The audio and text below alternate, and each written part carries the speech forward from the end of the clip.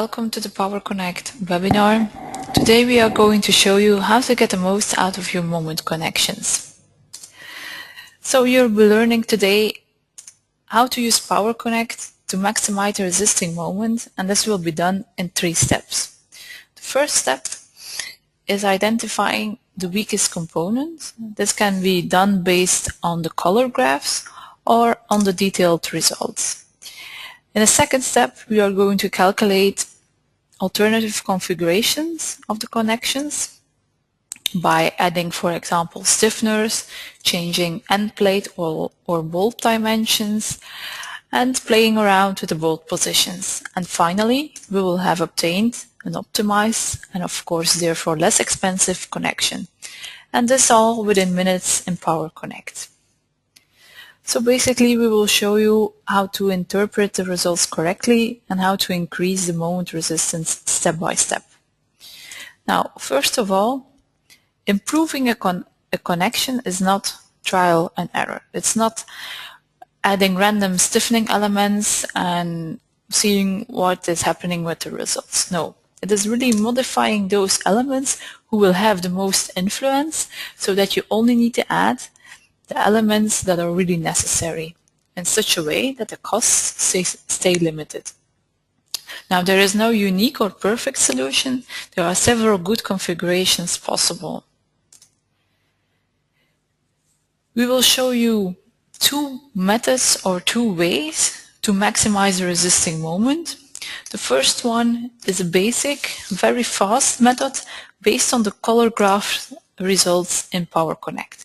And within minutes you will have an economic design of your connection. The goal here is to add stiffening elements in the right places.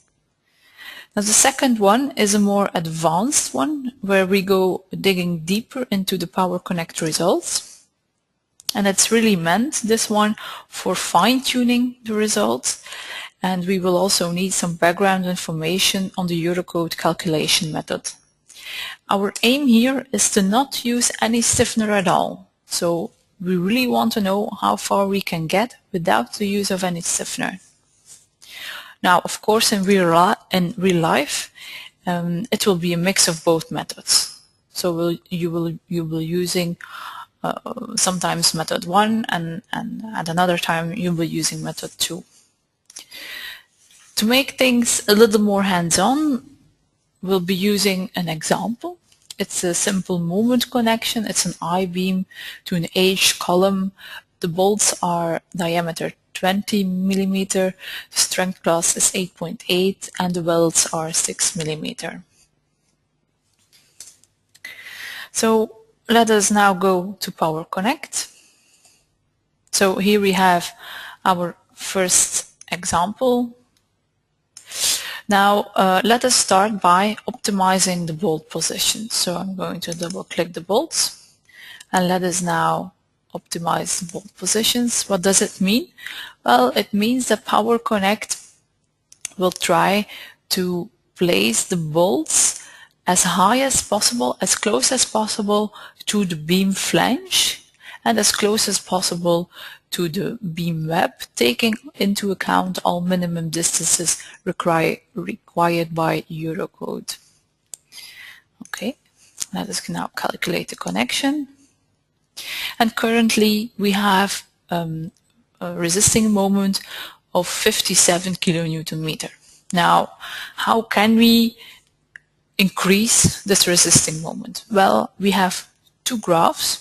We have here a graph with the applied moment, but the applied moment is currently 0, so we'll be ignoring this graph. We'll be looking at the other graph, this one over here, and this is the graph with the resisting moment. So this is the 57 put on the connection.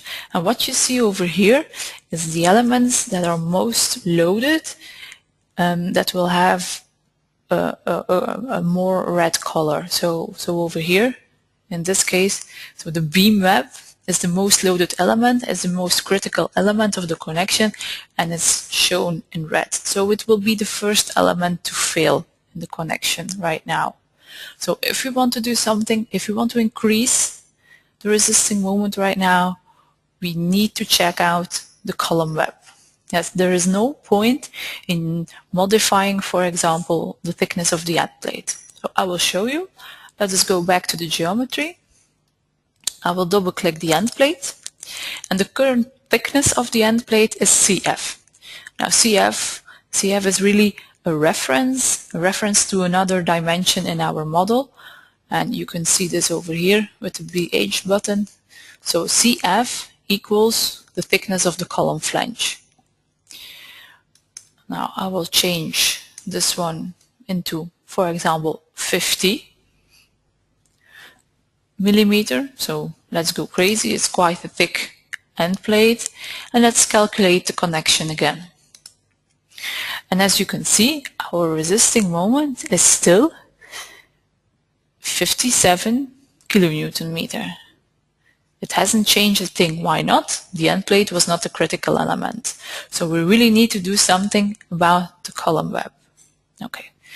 Now I will go back to the geometry, and I will change back the end plate to CF. So this is the thickness of the column flange, which is a very good value to start with. Now, about the column web. What can we do about the column web? Well, you cannot thicken the column web as easy as you can modify the thickness of the end plate, because normally the column web is fixed, so you cannot change it. But there are a few elements you can add to the connection to help the column web. So let's select the column. I'm clicking one time with the right mouse button, and here we have some elements we can add to the connection. So one of the possibilities is a web plate.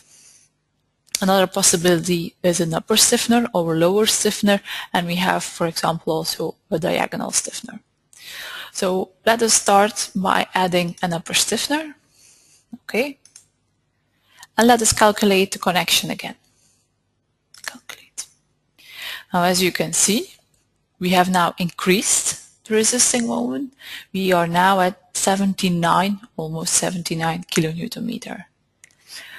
And if we look at the color graph, then it's no longer only the column web, but it's also the column flange, the end plate, and the bolts, who are now the critical elements. Who will now fail first? So what are the possibilities right now? Well, we could go on with the column web. So maybe we could add a lower stiffener, or we could try to do something about the bolts. So what could you do about the bolts? You can choose a bigger diameter for the bolts. You could improve the strength class, or you could also add bolt rows. Now for the end plate, you could modify the thickness of the end plate. For the column flange, you could add a backing plate. So many options, many possibilities. Let us simply choose one. So for example, let us add some bolt rows. So we're going back to the geometry right now, double clicking the bolts, adding one bolt row, and optimizing their positions. So with the optimization function, the bolts are already placed high enough, but the optimization function will make sure that the interdistances between the bolts are equal, so that they are equally distributed over the end plates. I'll calculate the connection again, and we are now at 97.7 kilonewton meter. If we are looking at the color graph, well, the bolts are still in red, so is the end plate, the column flange, and the column web.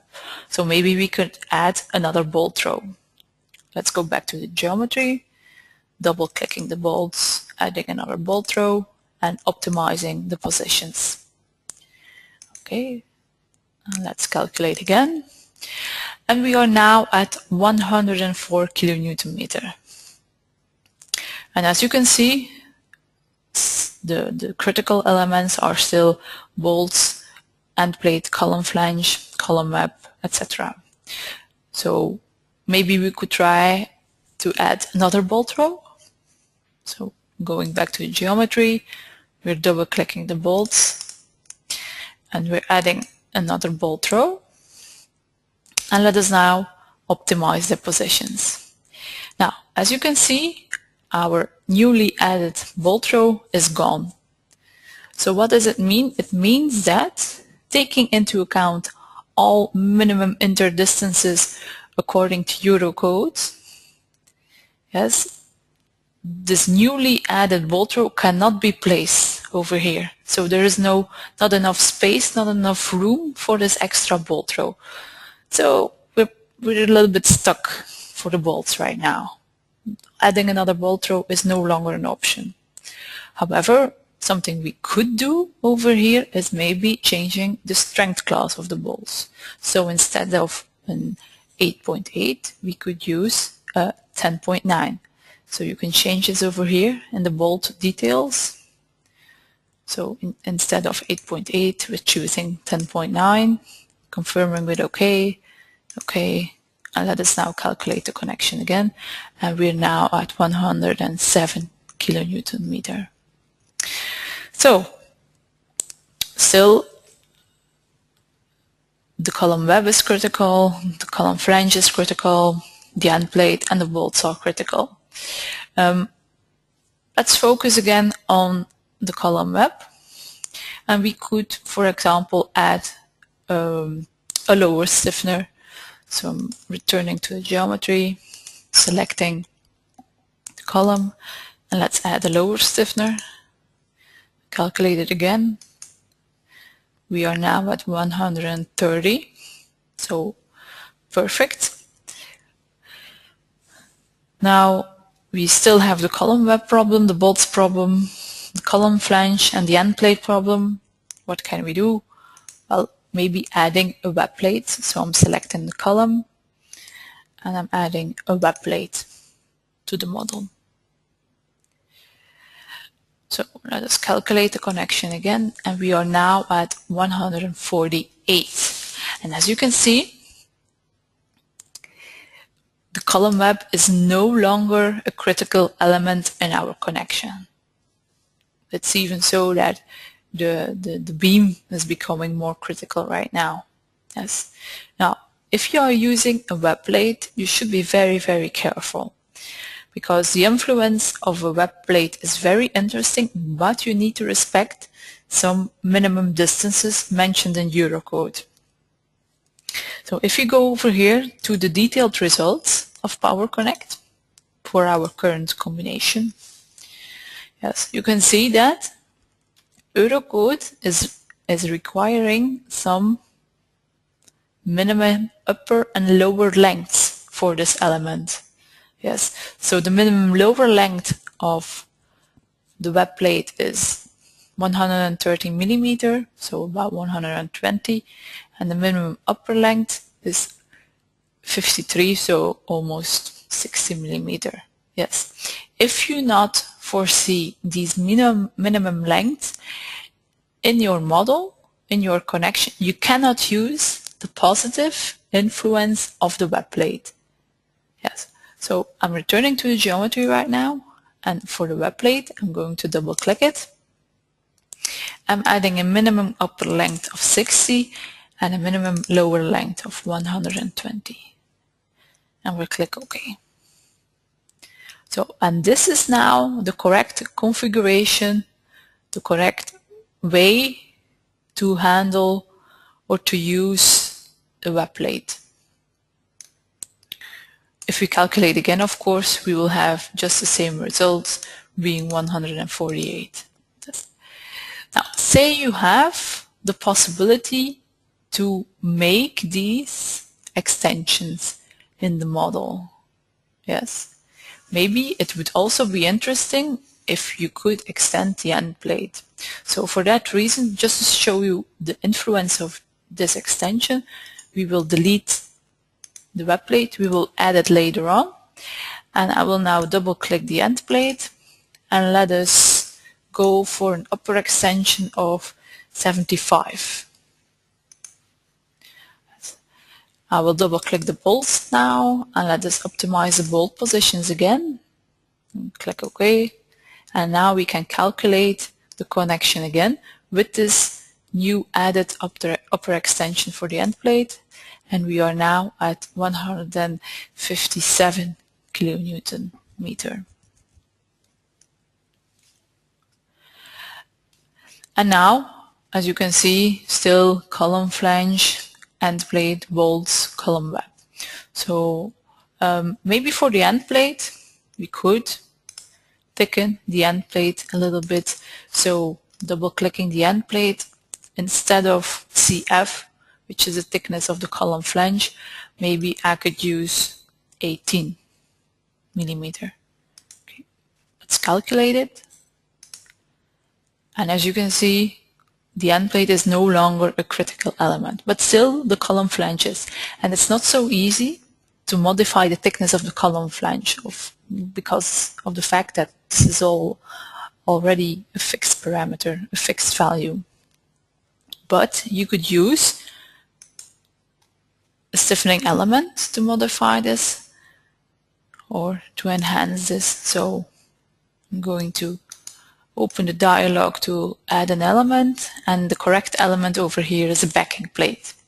So we'll add a backing plate to the column flange, and I will double click the backing plate, and let us take a look for the bolt throws. So currently the backing plate is going all over only the first two bolt throws, but I want to have that the backing plate is going over all 4 bolt throws. Okay. We'll be calculating the connection again, and we are now at 168. And of course, still the bolts are in red, the column web, so we could add our web plate again and calculate the connection again. Oh yes. And we are now at 194, almost 195 kilonewton meter resisting moment. So we started off with 57, so we now have almost 4 times as much as our starting value of resisting moment. Yes. And as you can see here in our color graph, the beam is becoming critical right now. So this is the point where you should do something about the beam if you want to further increase the resisting moment. However, another option could be, for example, adding a haunch. So we deliberately not have used any haunches until this point because we really wanted to show the influence of these different stiffeners. So for adding a haunch, I'm selecting the beam, and here you can opt for a lower haunch, for example, and then you can double click the bolts and optimize the bolt positions, and you can calculate it. And now we are at 288 kilonewton, which is a lot. So let us now return to the PowerPoint. Let's have a little summary of our example. So we first started out with a resisting moment of 57, and the critical element was the column web. Then we have added an upper stiffener, and we had a resisting moment of 79. We added a bolt throw, so we went to 98. We've added another bolt throw, we ended up with 104.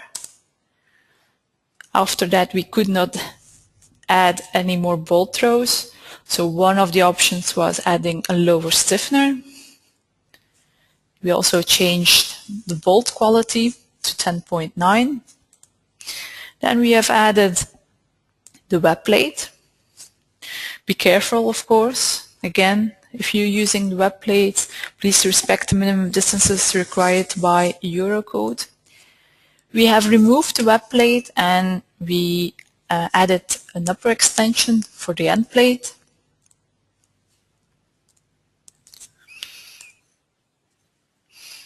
We have modified the thickness of the end plate. We have added a backing plate, and finally we have added the web plate again, and our final value was almost 200 kilonewton meter resisting moment. So that was it for the first method. Now, for the second method, the second way, so this is the way you want to follow if you really want to fine-tune the results, if you really need that little extra, but it also takes a little bit more time and also some knowledge about Eurocode. So we'll be starting in the second method with the Eurocode calculation model. Now, say we have a beam column connection. So we will add a normal force, a shear force, and a moment force. What will happen with the connection? Well, something like that. Okay, it's a little bit too much, but you get the idea. So we can distinguish different critical zones in this deformed connection. So over here we have a zone in tension in the column. We also have zone in tension in the beam. We will have zone in compression in the column, and also a zone in compression in the column, and we'll have a zone in shear. Now, each of these zones consists of different components, different parts that can fail individually. So, for example, in the tension zone, we could have yielding of the column web, yielding of the column flange, yielding of the beam web, yielding of the end plate, bolt failure, weld failure. For the shear zone, we could have shear failure of the column web panel. And for the compression zone, we could have crushing and local buckling of the column web, and crushing and local buckling of the beam web and the beam flange. Now, for each of these components, of these parts, we'll be calculating the resistance, and the resistance is expressed as a maximum tensile force F. And we'll be also calculating a stiffness. This is expressed by the stiffness factor K. Now, we will not focus today on the stiffness, so we can ignore this for the examples today. Now, in Eurocode 3 part 8, this is the part about connections, you can find all kinds of formulas for the calculation of the maximum tensile force F and the stiffness factor K. For our connection in particular, which components or which parts of the connection do we need to check, do we need to verify? Well, first of all, we need to check the column web and shear. And I've also mentioned the section in Eurocode where you can find the formulas. The second one is the column web in compression, the column web in tension, the column flange in bending, the end plate in bending, and the beam flange and web in compression, and finally the beam web in tension. Now, we have made an overview of all these formulas, and on the left-hand side we will place all the formulas for the column, and on the right-hand side we will put all formulas for end plate and the beam side. So the first one to check is the column web and shear, and this is the formula. So what do we see over here? Well, we see the yield strength of the column web. So this is a very simple value. It's a known value. We have the safety factor and we have the shear surface of the column web. Second ones to check is the column flange in bending and the end plate in bending. Now, I've grouped them together. Why? Because these checks for the column flange in bending and the end plate in bending are very much alike. There are a lot, like 99% are similarities. So So there are 3 formulas to be checked, and you have to take the minimum of all 3. So this is the first one. What do we see over here? Well, it's the thickness of the column flange, the yield strength, safety factor, and some effective length, and an M factor. Now, if you take a look at the end plate in bending, it's just the same formula, except, of course, instead of the thickness of the column flange, we have, of course, here the thickness of the end plate. And instead of the effective length for the column flange, we have an effective length for the end plate. And this is the same really for the second value to be checked. So we have here the thickness of the column flange, the yield strength of the column flange, and here we have the thickness of the end plate and the yield strength of the end plate. So these checks are very, very much alike. Now, the L effective and the M and the N factor, which we don't know, well, they are mentioned in Eurocode 3 part 8, of course, and they depend on the different bolt positions. And you can find formulas to calculate them. What else needs to be checked? Well, we have the column web intention and the beam web intention. And again, these 2 formulas are very similar. So we have the yield strength of the column web, we have the yield strength of the beam web, we have the thickness of the column web, the thickness of the beam web, the B, so an effective width, and this effective width is taken equally as the effective length. Same over here. And the only difference really between these 2 formulas, this is of course the safety factor, is this omega factor, which is a reduction factor, and this formula for the omega can be found in Eurocode too. And finally, we'll have the column web in compression and the beam flange and web in compression.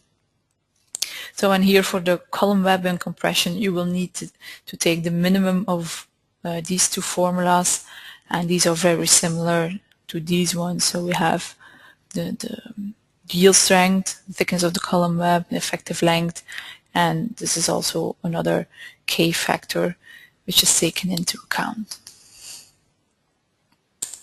Now, for the calculation of the L effective, so the effective length, Eurocode uses equivalent T-stubs. Now, following components or following parts use this T-stub, so it's the column flange in bending, the column web intention, the end plate in bending, and the beam web intention. Now, a T-stub, what is a T-stub? Well, it's a piece of plate representing the flange, and that's a second piece of plate representing the web, and here you can see already how we got the T name. So this is forming a little T, and we need also 1 or more bolt throws with 1 bolt, of course, on each side of the T-web. Now you can recognize these T-stubs all over the connection. If we rotate this element over 90 degrees, well, if we have a beam column connection, you can see a T-stub over here. This T-stub is consists of the column web together with the column flange and together with 2 bolt throws. You could see another T-stub over here. We have a piece of the beam flange together with a piece of the end plate and 2 bolt throws. Now you should always consider all possible T-stubs. So we will have to make one with the first bolt throw, and then another one with the second bolt throw, and then another one considering all bolt throws together. And for example, here we have a T-stub with only 1 bolt throw for the column, and for the beam we have a T-stub with a piece of the beam web together with a piece of the end plate. Now, what is so special about these T-stubs? Well, each T-stub has 3 different possible failure modes. The first mode is a complete yielding of the flange. So the flange of the little T-stub will fail first, and the bolts will remain the same. They will not fail first. In a second mode, a second possibility of failure is that the bolts together with the flange will fail. And a third possibility is that only the bolts will fail. So the flange is stronger than the bolts, and the bolts will fail first. Now, mode 1 usually occurs when you have thin plates but strong bolts, and mode 3 will occur when you have thick plates but weaker bolts. Now, you never know in advance which of the three will be determining or which will be decisive, so you need to calculate each of these three modes and take the minimum. So this is in correspondence with the three different tensile forces for the column, flange bending and the end plate bending. Now, say we have found for each part, for each component, the maximum tensile force. Well, then you have to take the maximum tensile force for each row, taking into account, of course, all the components, and for the calculation of the resisting moment, will be multiplying these tensile forces by the level arm. And that will give us a resisting moment. Now, what should you remember for the resisting moment? Because we have told a lot. Well, as you can see, and it's directly in the formula, so you have a direct influence, the level arm is very, very important to increase the resisting moment. Another thing is, of course, that the maximum tensile force is a minimum of all the different components. So if you want to have a higher resisting moment, so a higher tensile force, you should affect the minimum of all these components. Otherwise, the tensile force will not go up. So if we take a look again at our table with the different formulas, and let us assume that we are not going to focus on the beam part, so only the end plate and the column part. So let's forget the beam formulas. Well, we rearranged a little bit the formulas so that we can get a summary of the influence parameters in these formulas. So we have our different components with the formulas, and now let us see what is influencing these components. Let's start with the bolts. Say we were to edit or to modify the material, so the strength class of the bolts. Which components will be affected? Well, it will be clearly the column flange bending and the end plate bending, but only if mode 2 or 3 is critical. If it's mode 1, well, then the material will not have any effect at all. Now, for the diameter of the bolts and the positions of the bolts, well, the column web intention will be affected, the column flange bending and the end plate bending.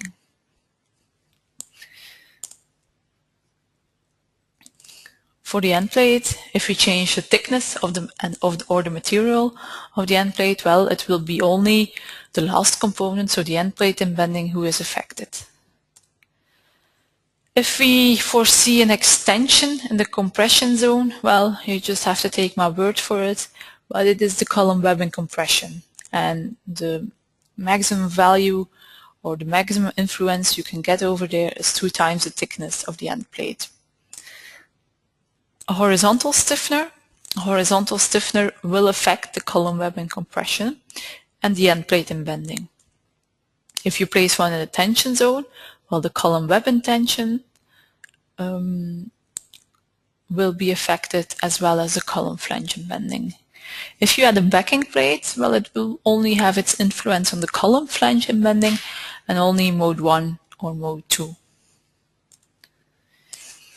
If you would add a web plate, well, it has its positive effect on multiple components, so such as the column webbing shear, the column webbing tension, and the column webbing compression. And finally, adding gussets, haunches, end plates, etc. is useful for any of these components, but simply for the reason that the level arm is increased, so the resisting moment is also being increased. So, and let us now do the same example as before, but following the second method. So I will now open a new file. Okay, so here we have the same connection.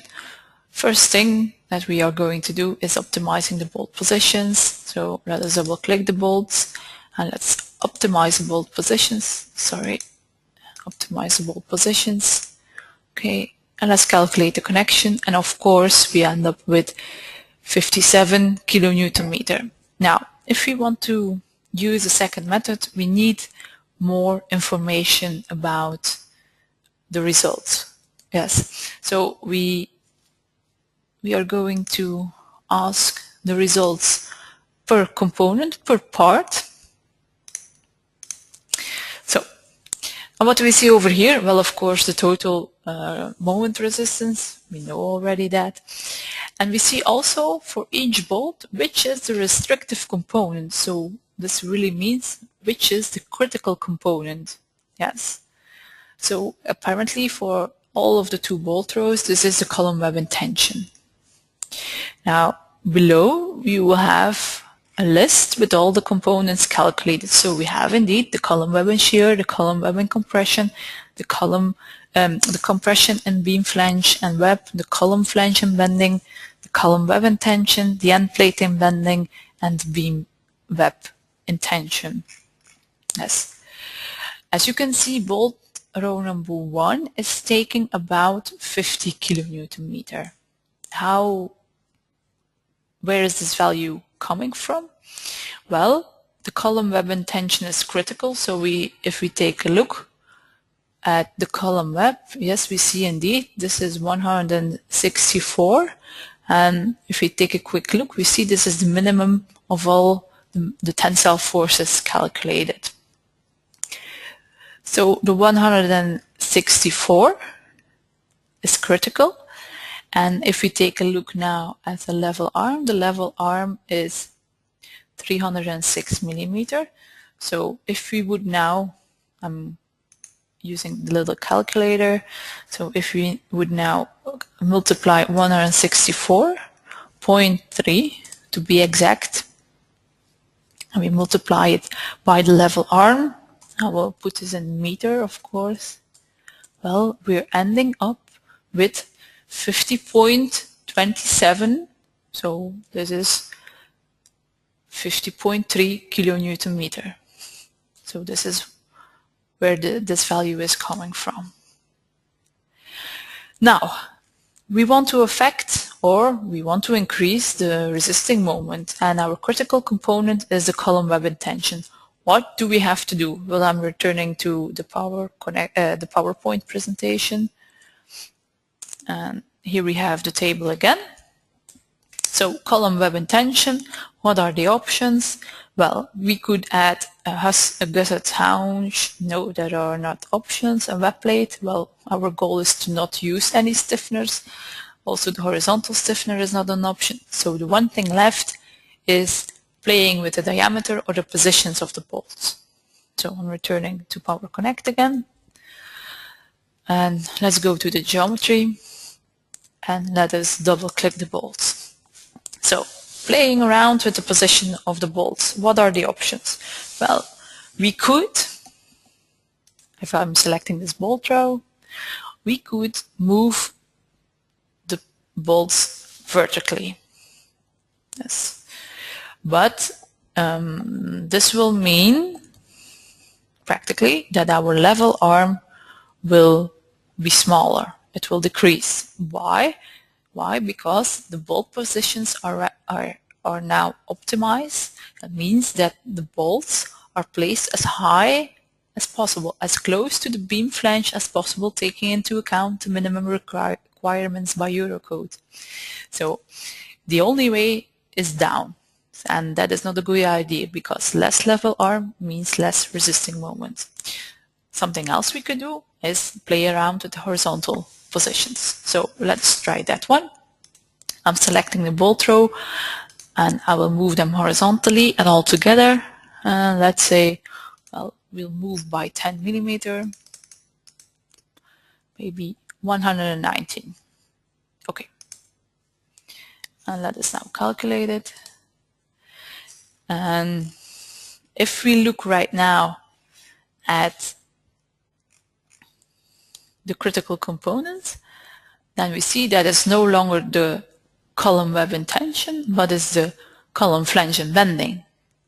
So if we play around with the horizontal positions, these values change. So one is getting lower, another one is getting higher. So I think normally there should be somewhere like optimal value where these three tensile forces should be almost equal. Then we have reached an optimum tensile force. What we see over here, maybe I didn't explain it a few minutes ago. Here we have the maximum tensile force for a T-stub containing only the first bolt row. And here we have the maximum tensile force of a T-stub with only the second bolt row. And here we have the maximum tensile force for a T-stub consisting of both the first and the second bolt row. So the column web has increased in tensile force, the other one has lowered. So let us now try to find a good value for the horizontal distances so that all three are the same. Then we will have the highest resisting moment. Let's return to the geometry and let's all together, yes, moving all together, and we'll put it at 99 millimeter, and let's take a look. And this one is now at 230, 274, 238. I think we can still get a little bit more. So let us now put this at maybe 93 millimeter. Let's calculate it. And right now, all three values are practically the same. So there's still a little difference, but I think it's neglectable. So we have now 238, 242, and 238. So if you really want to optimize the resisting moment, you should make sure, or you should try to have these three values almost the same. Yes. And our resisting moment is now 78.9, almost 79 kilonewton meter. Now, if you remember, in our first method, in our first example, when we added the upper stiffener, we had the same value for resisting moment. So really what we have done here, we have eliminated the use of the horizontal upper stiffener. We don't need it right now. Now, if we take a look at our critical component, because of course we would like to have even more resisting moment. Well, our critical component right now is the end plate in bending. The end plate in bending mode 2. Mode 2 means that, well, it's the end plate that will fail together with the bolts. So it's the flange of the T-stub, which in this case is the end plate itself. So what can we do? Let's return to the PowerPoint. So for the end plate in bending, we could play around with the positions of the bolt. Yes, but that will decrease than this one. So we have to be careful about that. But we could also do something about the thickness or the material of the end plate. Or, of course, another very logical decision would be to add a bolt row. So let us double click in the geometry window the bolts. We're adding a bolt row, optimizing their positions. That is just to distribute them equally, and now I will put them back at 93. Enter distance.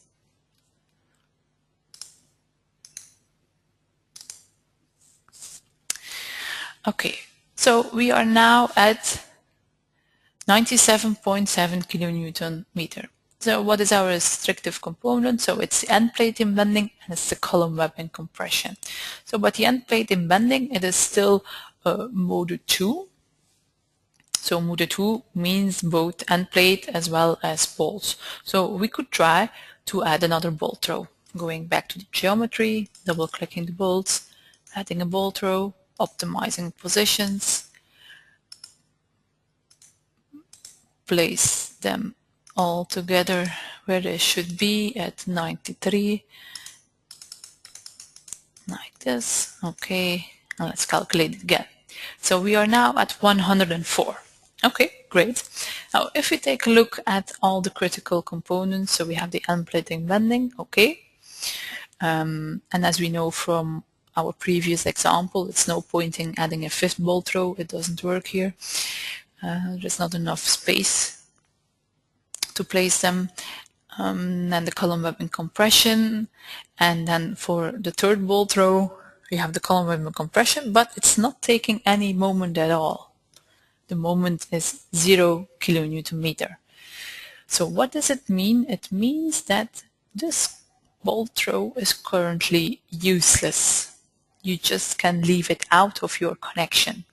Now you can say, okay, but also bolt row number 4 is not taking on any moment. Yes, that is true, but you should always have one bolt row in the compression zone, and bolt number 4 is in the compression zone, so you should really keep that one. So you cannot leave that one out. But bolt row number 3, you can leave it out. So let's go back to geometry, double click the bolts, selecting the third bolt row, and deleting this one. I'm confirming with OK, and calculate it again. And as you can see, we are still at 104. Now, you might think, oh, but just a few minutes ago, we also had 3 bolt rows, and we had something about 98 kilonewton meter. How is this possible? Well, if we go back again and we take a look at the bolts, then in the previous calculation with the 98 kilonewton meter, the bolts were over here. Yes, at a lower position. This position has a higher level arm, so the resisting moment becomes bigger. Yes. You could even opt to use the minimum optimization function. This will place the bolts as closely together as possible so that you can achieve the highest possible level arm, or the maximum level arm possible.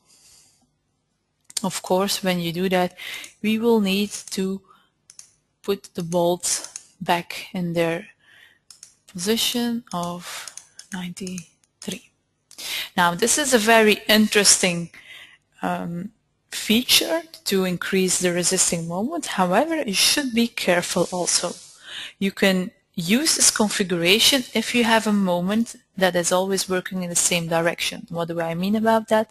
If your moment is always positive or always negative. For example, if you have a structure with wind loads acting on it, you could have one time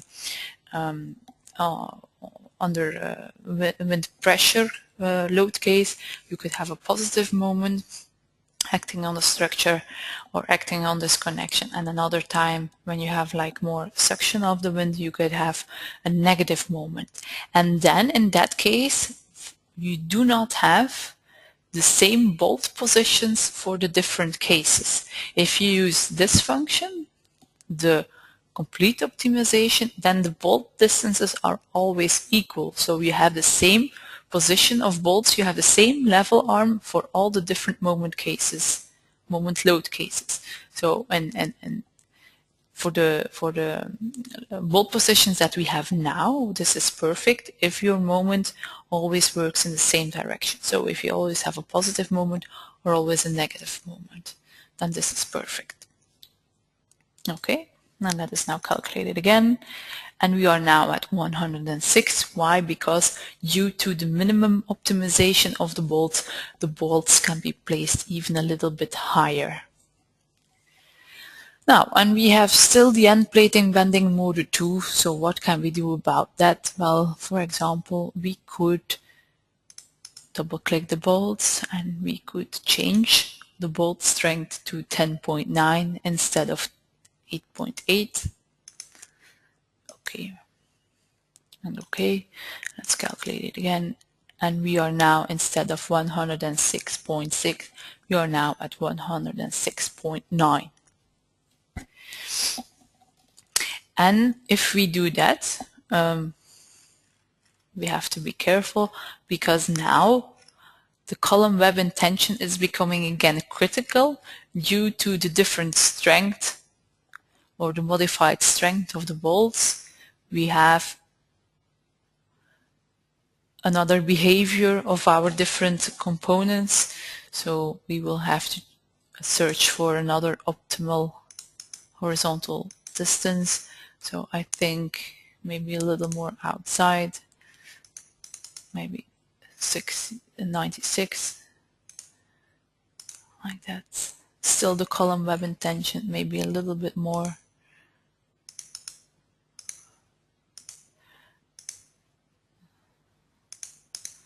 $98.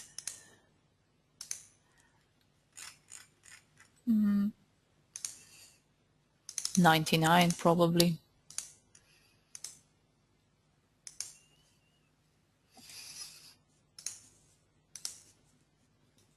So now it is the column flange in bending that is critical, and we are now at 108.8.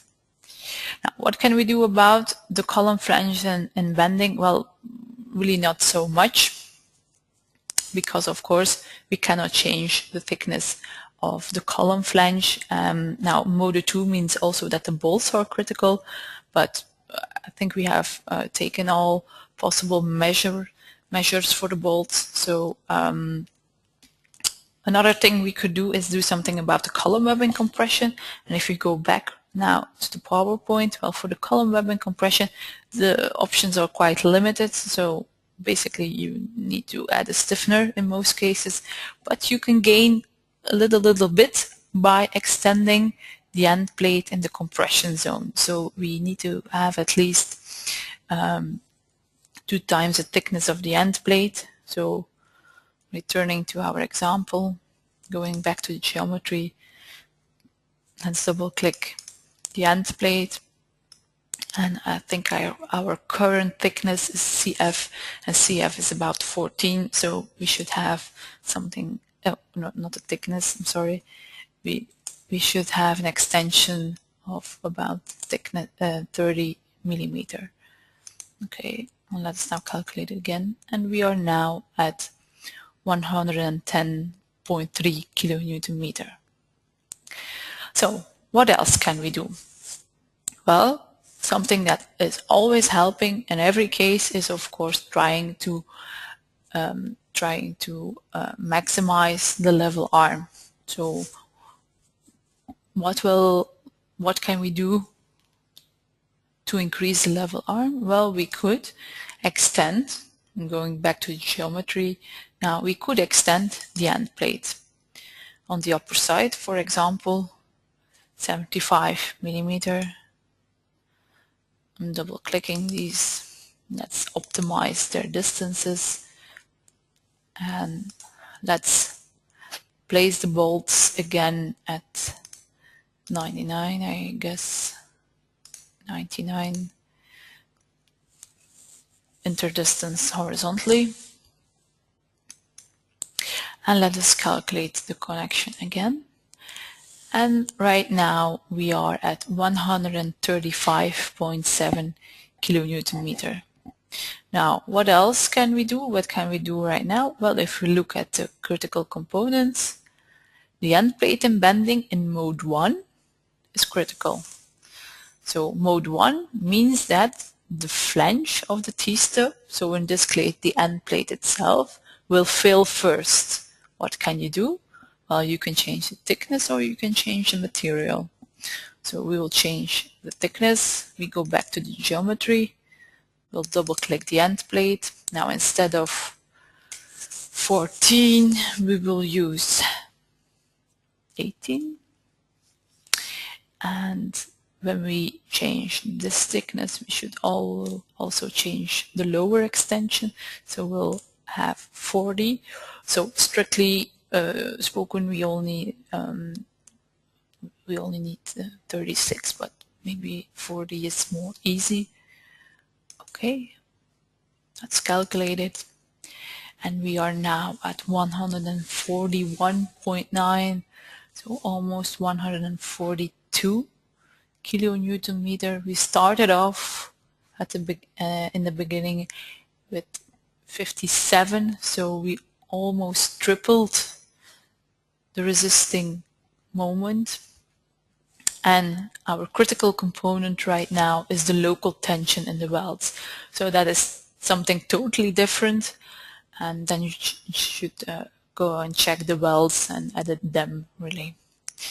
So let us return to the PowerPoint.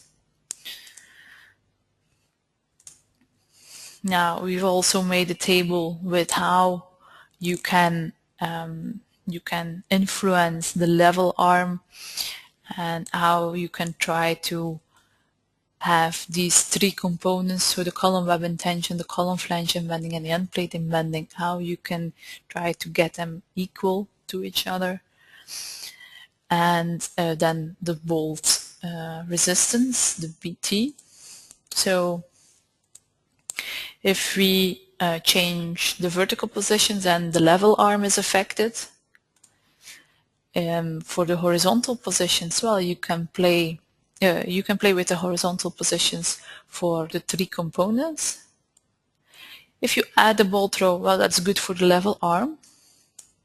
If you use thinner bolts, it will affect the level arm. How is that? Well, thinner bolts can be placed higher or closer to the flanges of the beam. So it will help a little bit. And then thicker bolts will of course affect the bolt strength, the bolt resistance. And any kind of stiffener will increase the level arm.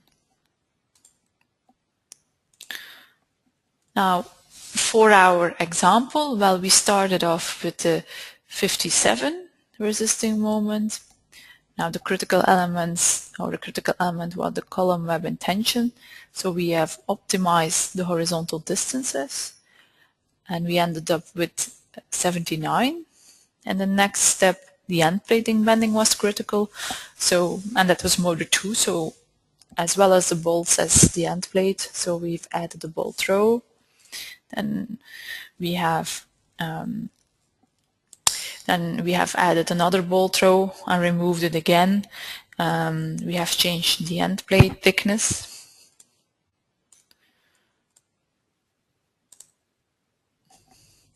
We have foreseen a lower extension of the end plate for helping the column webbing compression. And we also applied the minimum distances of the bolts. So, and you can use this if the moment has always the same orientation. So if it's always negative or always positive. And then we have changed also the bolt quality. We have foreseen an extension of the end plate. Oh, I'm a little too fast right there. And we ended it right there with the optimization according to the second method. So we ended up with 140 kilonewton meter or moment resistance. Now the conclusion of today is that we have shown you two methods to maximize the resisting moment.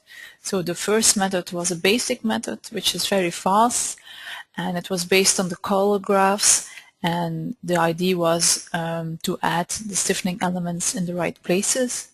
Now the second method was also a fast method, but it was a little more advanced, so you needed some background information about the Eurocode.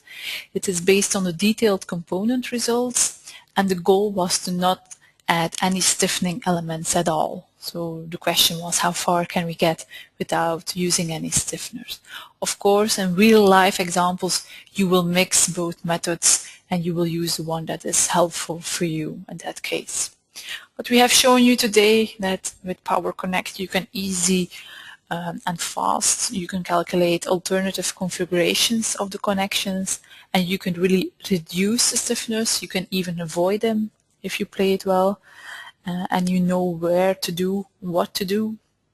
So you can really optimize the connection and save money.